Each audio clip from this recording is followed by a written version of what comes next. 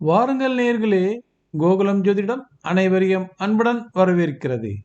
நாம் இன்றைய பதிவில் பார்க்க இருப்பது அபூர்வ பிறவிகள் என்ற தலைப்பின் கீழ் சிலரது பிறப்பு ஜாதகமானது கோடுகளில் ஒன்றாகவும் அந்த ஜாதகத்தினை எங்கும் பார்த்திருக்க முடியாததாகவும் இருக்கும்.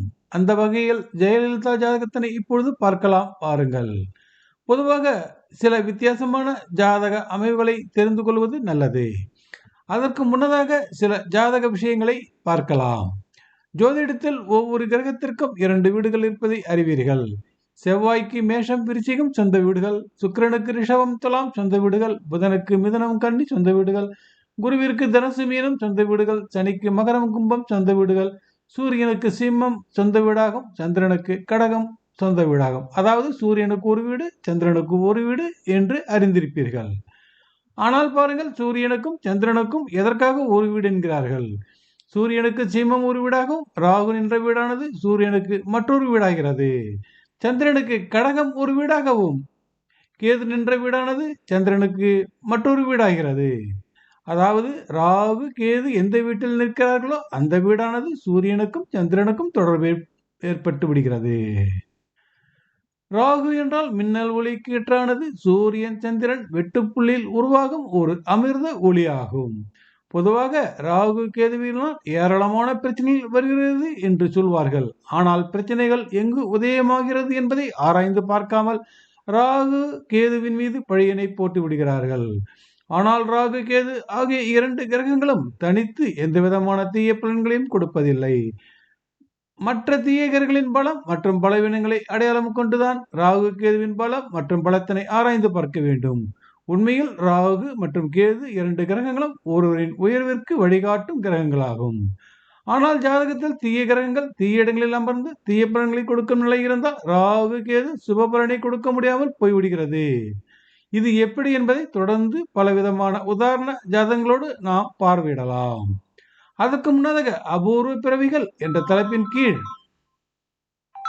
ராகு கேது எப்படி ஒருவரை கோடிகளில் ஒரு பிறப்பாக அடையாளம் காட்டுகிறது என்பதை ஜெயலலிதா ஜாதகம் மூலம் பார்க்கலாம் வாருங்கள். ஜெயலலிதா ஜாதகம்: மிதுன லக்னத்தில் கடகத்தில் சனி, சிம்மத்தில் சந்திரன் செவ்வாய், துலாத்தில் கேது, தனுசுவில் குரு, கும்பத்தில் சூரியன் புதன், மீனத்தில் சுக்கிரன், மேஷத்தில் ராகு. உதாரண ஜாதகத்தினை பாருங்கள். இந்த ஜாதகத்தில் காணப்படும் ஒரு வித்தியாசமான அபூர்வமான யோகத்தினை பற்றித்தான் இப்பொழுது பேசப் போகிறோம். இவருடைய ஜாதகத்தில் சூரியன் கும்பத்தில் அமர்ந்திருக்கிறார். இவருடைய ஜாதகத்தில் சந்திரன் சிம்மத்தில் அமர்ந்திருக்கிறார். இவருடைய ஜாதகத்தில் ராகு மேஷத்தில் அமர்ந்திருக்கிறார். இவருடைய ஜாதகத்தில் கேது துலாத்தில் அமர்ந்திருக்கிறார். ராகு அமர்ந்த மேஷமானது சூரியனின் அடுத்த வீடாகும். கேது அமர்ந்த துலாமானது சந்திரனின் அடுத்த வீடாகும், அதாவது மற்றொரு வீடாகும். ராகு மேஷத்திலிருந்து கும்ப சூரியனை பார்வையிடுகிறார். இதனால் ராகு சூரியன் தொடர்பு பலமாக ஏற்பட்டு சூரியனின் பலத்தினை வெகுவாக உயர்த்தி விடுகிறார். கேது துலாத்திலிருந்து ஜிம்ம சந்திரனை பார்வையிடுகிறார். இதனால் கேது சந்திரனின் பலத்தினை வெகுவாக உயர்த்தி விடுகிறார். இந்த அமைப்பில் சூரியன் சந்திரன் பரஸ்பர பார்வையில் இருக்கிறார்கள்.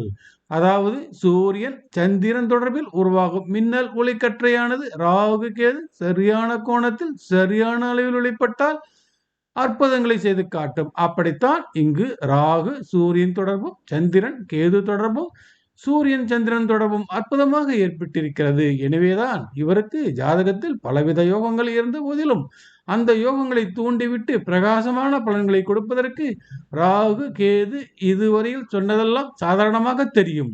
ஆனால் உண்மையில் ராகு கேது தொடர்பானது சூரியனுக்கும் சந்திரனுக்கும் ஏற்பட்ட இந்த அமைப்பினை கோடிகளில் ஒருவருக்குத்தான் பார்க்க முடியும். சிலருடைய ஜாதகத்தில் அற்புதமான யோகங்கள் இருக்கும், ஆனால் பலன்கள் சரிவர வந்து சேராது.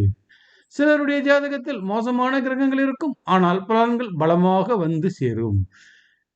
இதற்கான ஒரு உதாரணத்தை பார்ப்போம். எல்கே அத்வானி ஜாதகத்தினை இப்பொழுது பார்வையிடுங்கள். இவர் பிறந்தது விருச்சிக லக்னம். விருச்சிகத்தில் சனி கேது, மீனத்தில் குரு, மேஷத்தில் சந்திரன், ரிஷபத்தில் ராகு, கன்னியில் சுக்கிரன், துலாத்தில் சுக்கிரன் சூரியன் செவ்வாய். இவருடைய ஜாதகத்தில் குரு பஞ்சமகாபுருட யோகத்தில் அம்ச யோகம் பெற்றிருக்கிறார். பஞ்சபர்த்தன யோகங்களில் சுக்கிரன் புதன் ஸ்ரீ நந்தி யோகத்தினை தருகிறார்கள். செவ்வாய் சந்திரன் தொடர்பில் சந்திரமங்கல யோகம் கிடைத்திருக்கிறது. இவருடைய ஜாதகத்தில் நல்ல யோகங்கள் இருந்த போதிலும், நல்ல பதவிகளை கொடுத்த போதிலும், சரியான நேரத்தில் பிரதமராக வரப்போகிறார் என நினைத்திருந்த நேரத்தில் அவரால் பிரதமர் பதவிக்கு வர முடியவில்லை. என்ன காரணம்? சூரியன் சந்திரன் இவர்களால் உருவாகும் மின்னல் ஒளிக்கு ஏற்றான ராகு கேது அமைவிடங்கள் சரியான இடத்தில் அமையவில்லை. அதாவது ராகு அமர்ந்த ரிஷபத்திற்கு 6ஆம் இடத்தில் சூரியன் அமர்ந்திருக்கிறார். அதாவது கேது அமர்ந்த விருச்சிகத்திற்கு 6ஆம் இடத்தில் சந்திரன் அமர்ந்திருக்கிறார். இவருக்கு ராகு கேது தரும் மின்னல் ஒளிக்கீற்றானது சரியான கோணத்தில் சரியான அளவில் கிடைக்காமல் போனதால் வாய்ப்பிருந்தும் ஜாதகத்தில் யோகங்கள் இருந்தும் அதனை பயன்படுத்தும் யோகமானது இவருக்கு கிடைக்காமல் போனது. ராகு கேது ஒளிக்கீற்றானது இவருக்கு உதவி செய்ய நினைத்தாலும் மற்ற கிரகங்கள் ராகு கேதுவின் உதவியினை சரியாக பயன்படுத்திக் கொள்ளாமல் போனதே இதற்கு காரணம். இப்படித்தான் நேர்களே ராகு கேது ஒளியானது செய்யும் அற்புதங்கள் பல கோணங்களில் காண முடியும். தொடர்ந்து ராகு கேதுகளை பற்றி நாம் பார்க்கலாம். நன்றி, வணக்கம். மீண்டும் பிறிதொரு பதிவில் சந்திப்போம் நேயர்களே.